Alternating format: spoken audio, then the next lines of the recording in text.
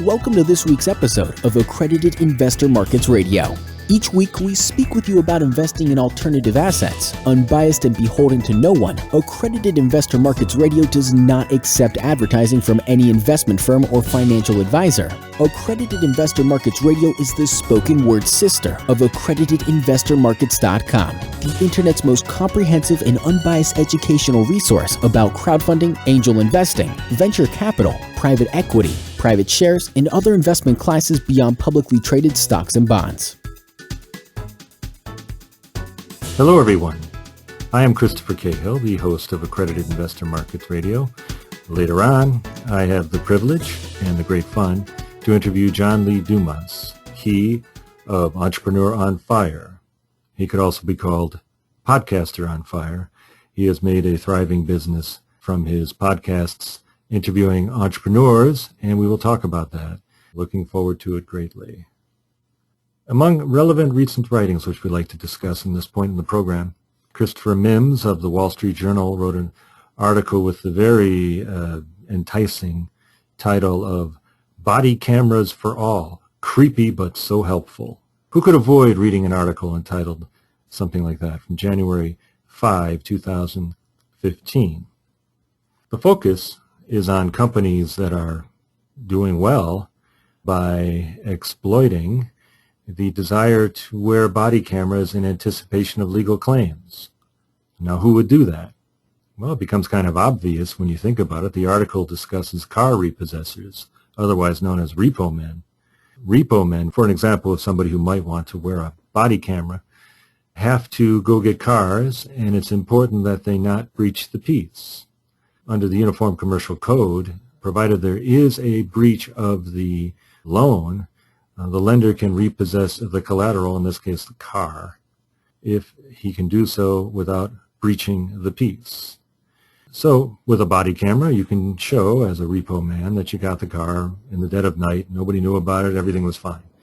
All interactions with the owner would be documented. The owner cannot easily counter that evidence in claiming later that you were doing something wrong or acting in an inappropriate manner when you repossessed the car. So, wearing cameras might de-escalate litigation. They might even forestall it. You can easily imagine how other workers out there might wish to wear cameras for similar reasons. Building inspectors, plumbers, electricians, real estate agents, anyone who actually gets inside your house. The camera can verify that they did not do anything wrong. It can verify that in the case of a plumber or electrician that they diagnosed the problem correctly and took the appropriate measures.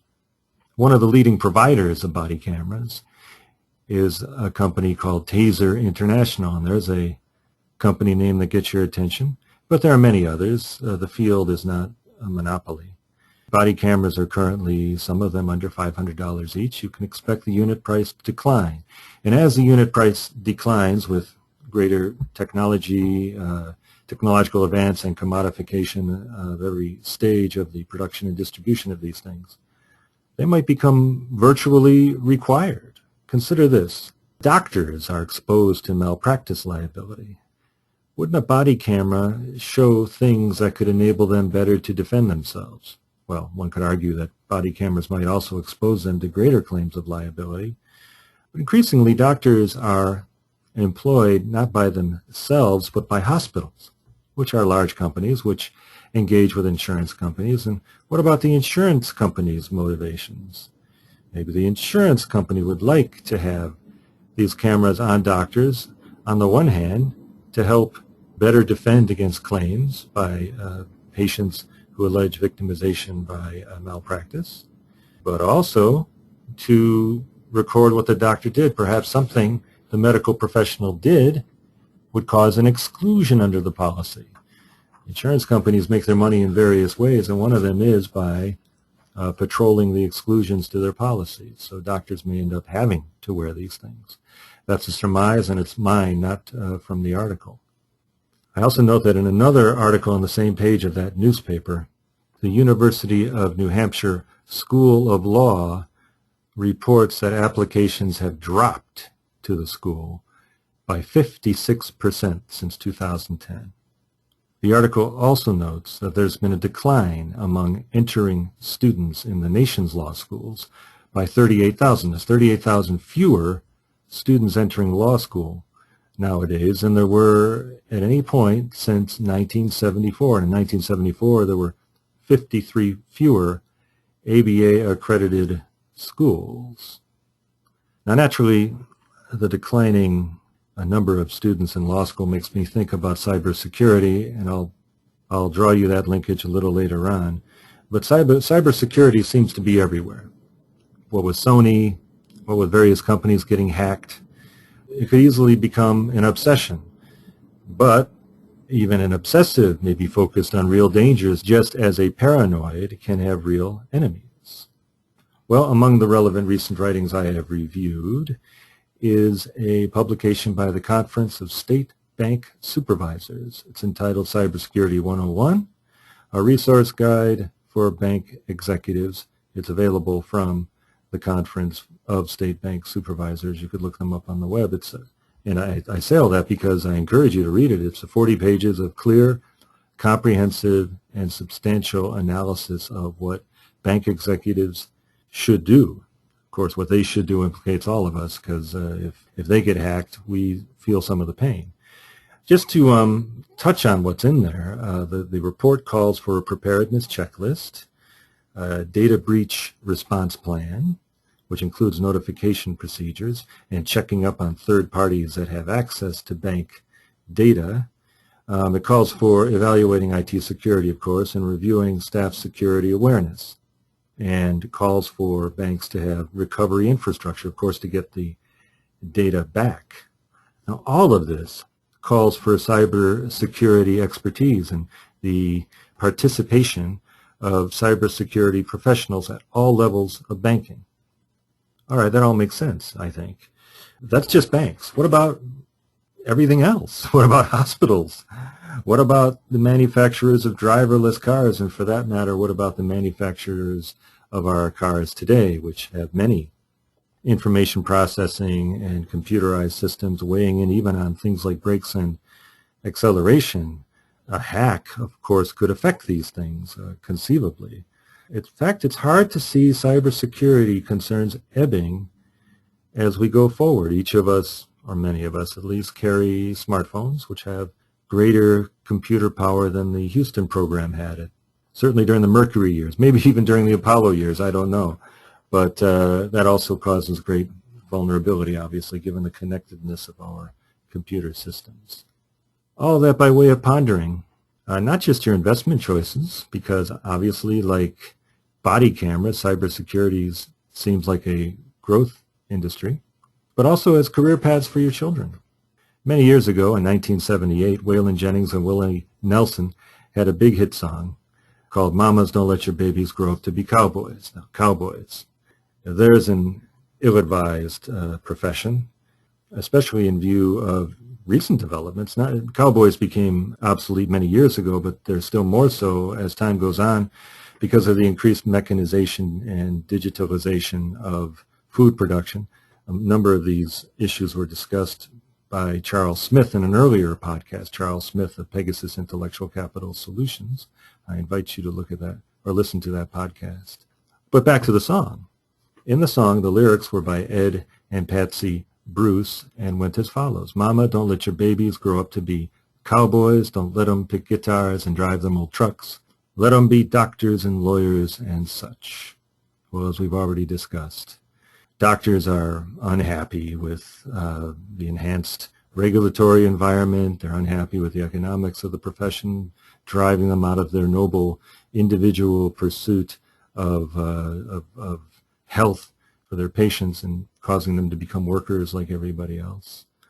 And as I surmise, maybe they'll all be wearing body cameras as they work for Maggie's Farm in big hospitals. And what about lawyers? Well, as we've noted, the market for law school admissions speaks loudly and clearly about the fortunes of the legal profession. Well, maybe the lyrics of Ed and Patsy Bruce need to be revised. And I would suggest the revision go as follows.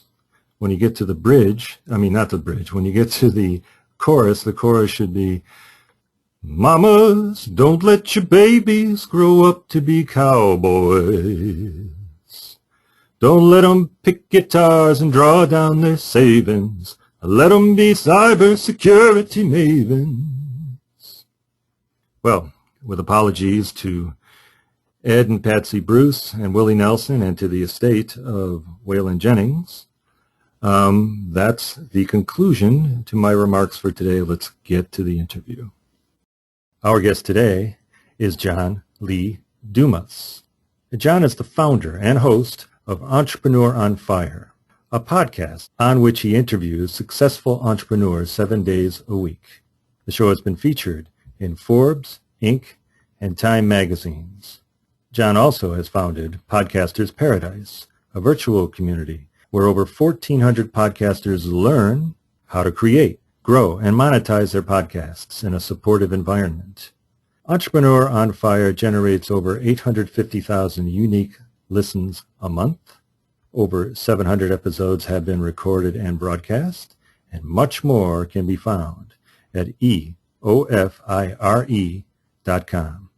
So John, please tell us briefly about your show and how you chose its format and style.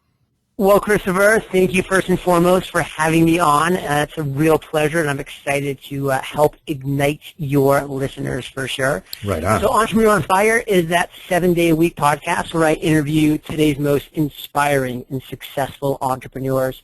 And the format is one of journey, Christopher. I really want my guests to take the listeners, Fire Nation, on a journey through their lives. So we always start back with the worst entrepreneurial moment experienced by my guests and really dive into that moment and talk about the lessons learned. Then we'll move forward to another story. This one's going to be an aha moment, a light bulb that went on at some point, and then have the guests take us through the steps they took once they had that idea to actually turn it into success, which is so critical, so we can start to see how to unpack a good idea and turn that into a business. And then we start talking about the successes and what they're doing right now and why that's working.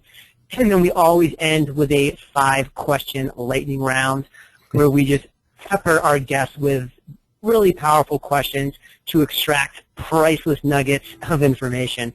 And that's how we wrap it up. Well, you start interestingly with the worst moment.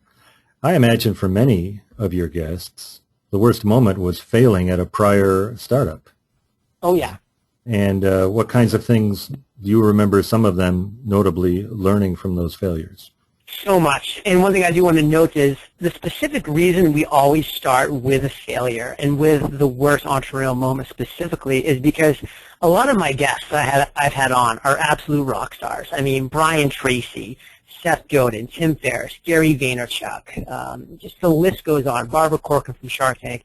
And a lot of my listeners will say, well, am I really going to get value from somebody who is just so successful I could never even imagine being at their level?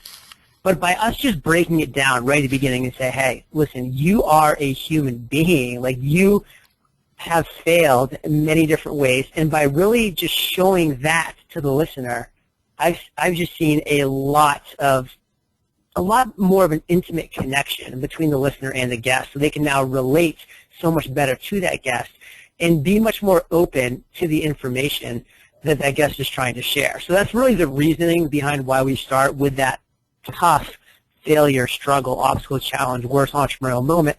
And something that's so consistent in the over 800 and now 50 interviews that I've done with successful entrepreneurs is the imposter syndrome, Christopher. It's that voice that we all have inside of our heads that says, who are you to start a podcast, to start a radio show, to write a book, to start a small business, a salon, whatever that might be. It's that innate voice that we all have that just says, you know, who are you to start something? You don't have the skills to do so. And it's innate. You know, I keep saying that word innate because we're born with it. We're all born as humans with it. And the sad thing is a lot of my listeners don't realize that the successful entrepreneurs are hearing those same voices, are going through those same struggles, and especially specifically went through them at the beginning of their journey.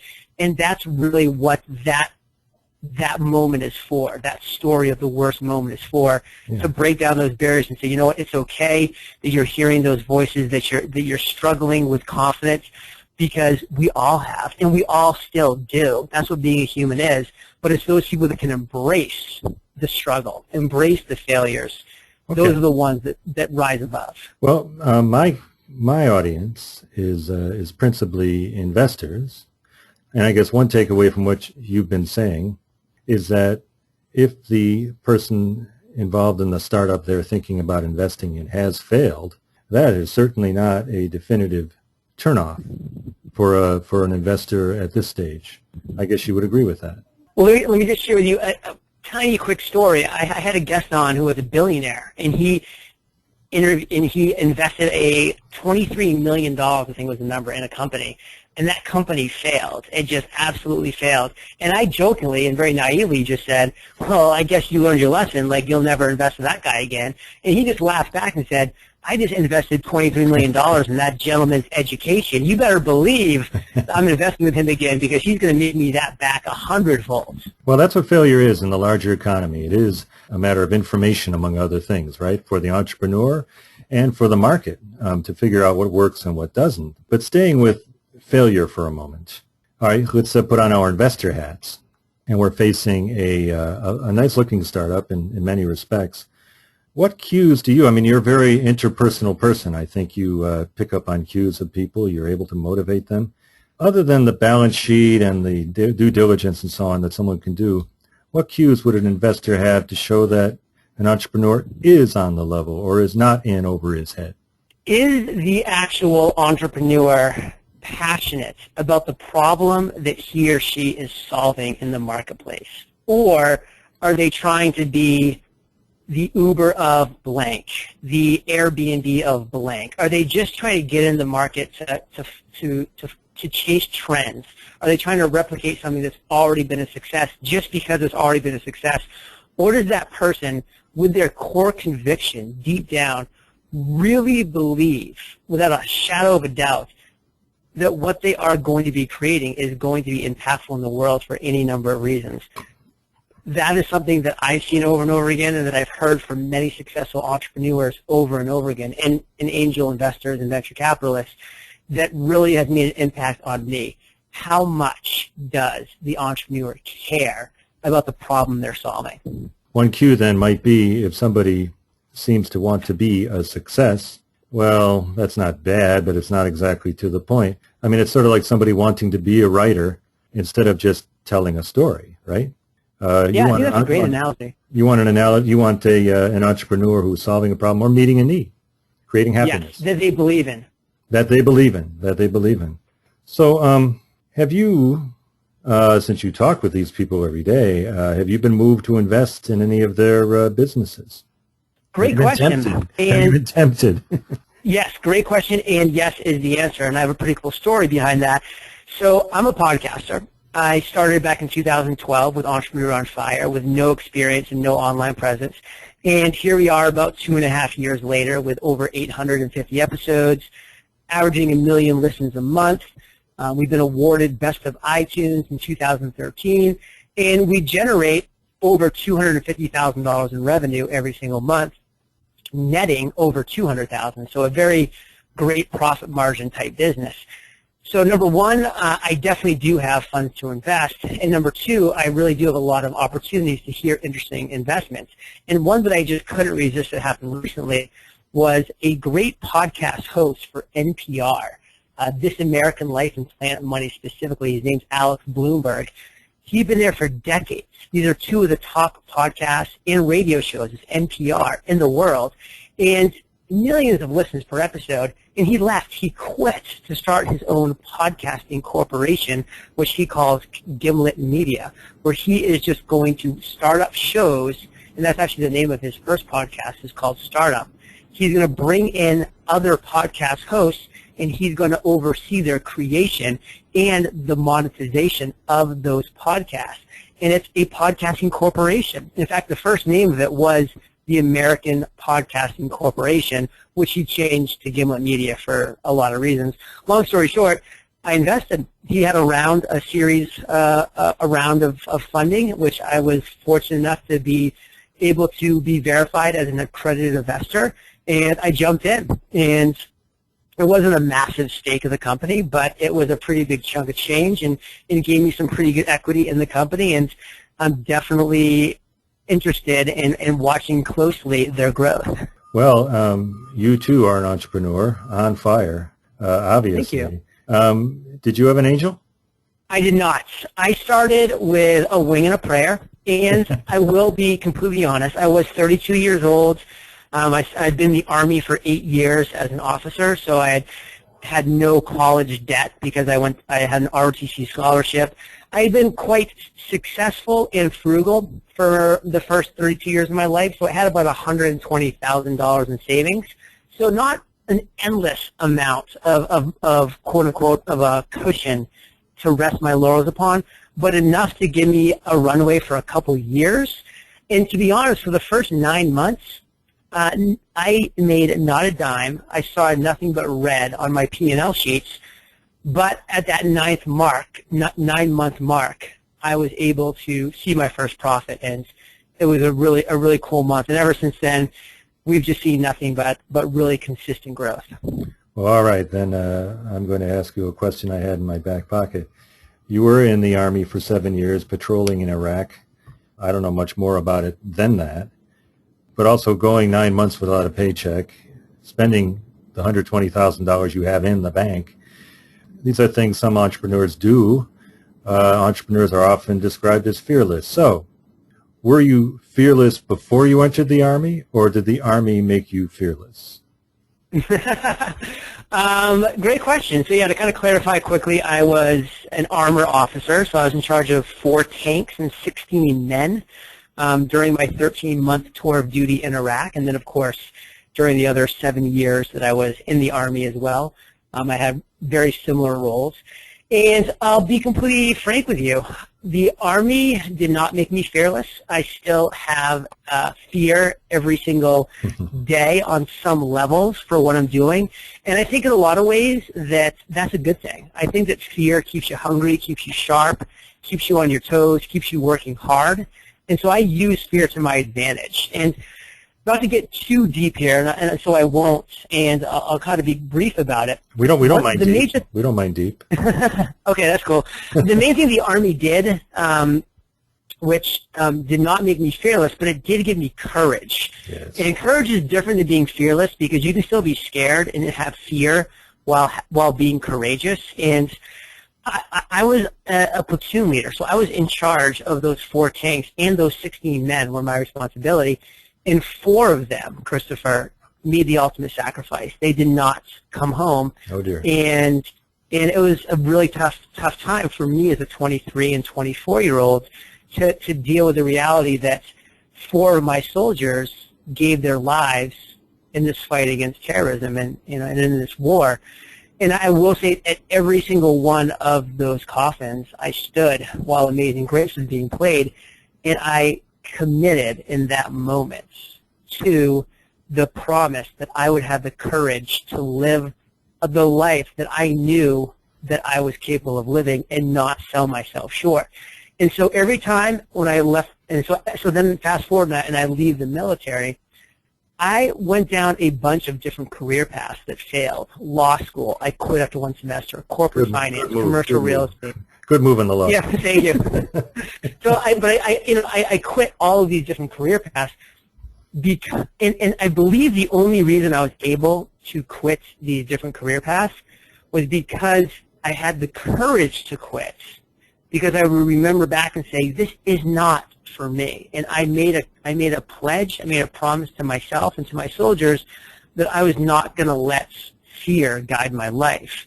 And I was going to have the courage to quit when I knew I had to. So I walked out of law school. I walked out of my corporate, my job in corporate finance, making 6 figures. Same with commercial real estate and all these different areas until I did find that thing that worked for me. So not fearlessness, but the courage to quit is really my big takeaway from the military.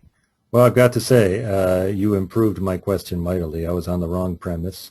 Courage and fearlessness Thank you. They are not the same thing. I agree with you.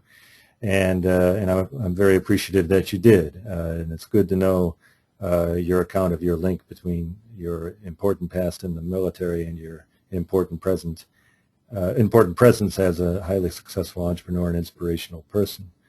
Thank you. So we've actually talked about this question that I'm about to ask already, but you could expand on it more perhaps.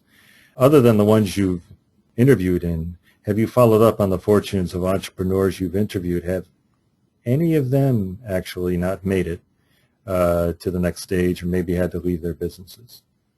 Absolutely. A very decent percentage, actually. I mean, being on my show as a successful and inspiring entrepreneur does not mean that you are going to continue to be a successful entrepreneur, because we live in this crazy world. I mean, things are always changing. Google's coming out with new algorithms. Facebook's coming out with new different rules and things, and that's changing people's businesses every single day.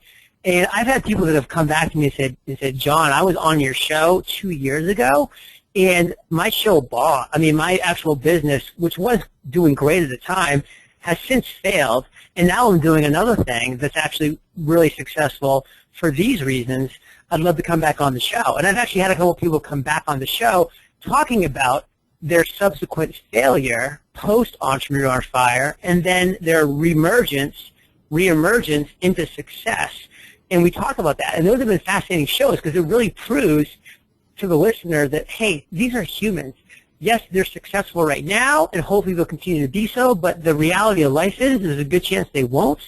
But the qualities that made them successful time number one are the same qualities that they used to build it back up again and to become a success all over again. And sometimes it actually turned out to be a blessing, because by being able to not have to focus all their energy and effort on business number one, they built a much bigger, better, more scalable business time number two. And there's a quote that goes with this, Christopher. Sometimes the biggest enemy of great is good. You know, when we're good and we're comfortable and money's coming in and we have employees and we're doing this and that, sometimes that's just status quo, and we just struggle to tread water. And that's all we do is tread water.